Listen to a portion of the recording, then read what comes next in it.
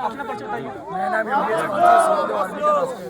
आज का आंदोलन यही नेतृत्व कर रहे हैं, ये भी आप ही नेतृत्व कर रहे हैं। हाँ। तो क्या जो जिला बदर की कार्रवाई उनके ऊपर की गई है, उनको कोई नोटिस दी गई है कि नहीं दी गई है? देखिए, पहले तो उन्हें गुंडा एक्ट की नोटिस दी गई, लेकिन मैं मौजूदा हुकूमत से और ये प्रशासन में बैठे लोगों से मैं पूछना चाहता हूँ कि कौन सी संविधान के आर्टिकल में ये लिखा हुआ है कि 2 मुकदमे वाले का आप जिला बदर करोगे, 2 मुकदमे वाले को गुंडा एक्ट बनाओगे। गुंडे की परिभाषा क्या होती, पहले ये हमको बताने का काम करें, क्योंकि ये कहीं ना कहीं खड़े हैं यहाँ पर, संविधान की ओथ लेके खड़े हैं आप लोग। आपके वर्दी जो टोपी से लेके जूते तक की सजावट है, संविधान के हिसाब से संविधान की ओथ लेके आप यहाँ पे खड़े हो, और हम लोग भी एक संवैधानिक व्यक्ति हैं, इसीलिए संवैधानिक दायरे में खड़े होकर हम लोग अपनी बात को रख रहे हैं। नहीं तो अगर 100 साल पीछे चले जाओ, जो हमारा राज था, और वैसे तो गुंडा एक्ट लगाने की जरूरत ही नहीं पड़ती।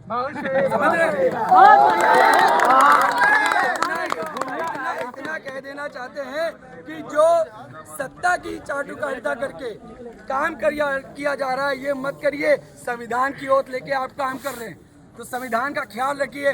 2 मुकदमे, एक लेखपाल से बहस करना और एक किसी महिला की आवाज उठाना, और सबसे बड़ा काम 240 करोड़ की लागत से बनकर जो सड़क तैयार हो रही थी, जिसके नीचे ना गिट्टी है ना कुछ है, उसको उखाड़ करके कुछ मिलियन व्यूज आ गया उसका सोशल मीडिया पे, और यहाँ के सिंहासन पे बैठे कुछ लोगों का सिंहासन डोलने लगा। तो कभी कुछ लोगों का एनकाउंटर निकाल दिया जाता है, कुछ लोगों को जिला बदर कर दिया जाता है, और जिला बदर की आड़ में कहीं मरवा दोगे और ये कहोगे भाई हमारा कोई जिम्मा ही नहीं है, हमें क्या पता कौन से जिले में थे। तो ये जो काम हो रहा है, ये फिर से 1871 क्रिमिनल ट्राइब एक्ट का दौर दोबारा ला रहे हो। अगर आप लोग सिविल सर्विसेज से हैं तो उसको पढ़ने का काम करें।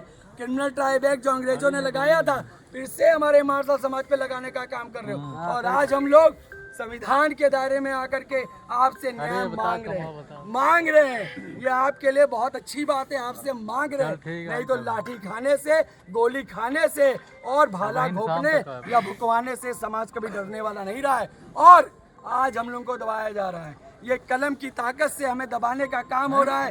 राजेंद्र भारती, जिसने अकेले, उसका कसूर था, वो निर्दलीय होकर, उसका कसूर था कि सामान्य सीट पे उस व्यक्ति के रिश्तेदार को हरा दिया, जिसकी तूती पूरे अमेठी में बोलती है, और एक पुलिस का सिपाही से लेके CHO, SO तक, CO तक उसका नाम जानता है।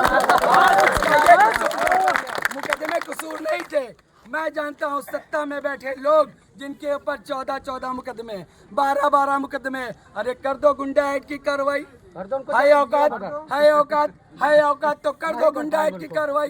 नहीं कर पाओगे, क्योंकि कहीं ना कहीं संविधान की ओथ का उल्लंघन कर रहे हो। लोकतांत्रिक देश की धज्जियां उड़ा के आप लोगों ने रख दी है। आप लोग का काम है, हमारे भारतीय जवान अपना काम कर रहे हैं, लेकिन बड़े शर्म की बात है कि पुलिस कहीं ना कहीं ये अनपढ़ नेता मंत्रियों के फोन कॉल पे काम करती है, जो एग्जाम बीट करके आते हैं। अनपढ़ लोगों के हिसाब से आप काम कर रहे हैं। इससे अच्छा नेता ही बन जाते। काहे पुलिस बन गए भाई साहब, क्यों बन गए?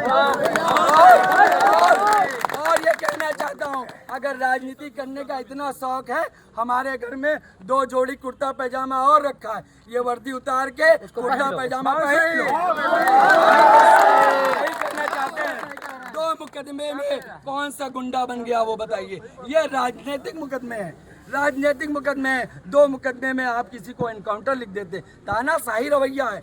मतलब आप सभी कहना है कि ये राजनीतिक प्रतिशोध निकालने के लिए कार्रवाई की गई है। राजनीतिक प्रतिशोध कहाँ है? वो प्रतिशोध करने की इनकी औकात नहीं है। इसीलिए अप्रैल में जिला पंचायती का चुनाव है भाई साहब, और ये नवंबर में कार्रवाई की गई है। प्रतिशोध तो तब होता जब तुम मुझे अखाड़े की माटी चूमने का मौका देते और हम अपना दमखम दिखा देते। तुमने तो गुलामों की तरह पहले वाला अपना काम किया है कि इनको लड़ाई से ही बाहर कर दो, तो वो काम किया है तुमने। ये प्रतिशोध लेने की तुम्हारी औकात कभी हमारे लोगों से नहीं हुई है, और ना आज भी नहीं होगी। सिर्फ और सिर्फ जिला बदर इसलिए किया गया है कि राजेंद्र भारती फिर से उनको पैरों तले रौंद करके विधायकी ना डिस्टर्ब कर दे, इसलिए जिला बदर किया गया। सही बात भैया। तो इस तरह से अगर किसी के न्याय के लिए कोई लड़ाई लड़े या फिर किसी भ्रष्टाचार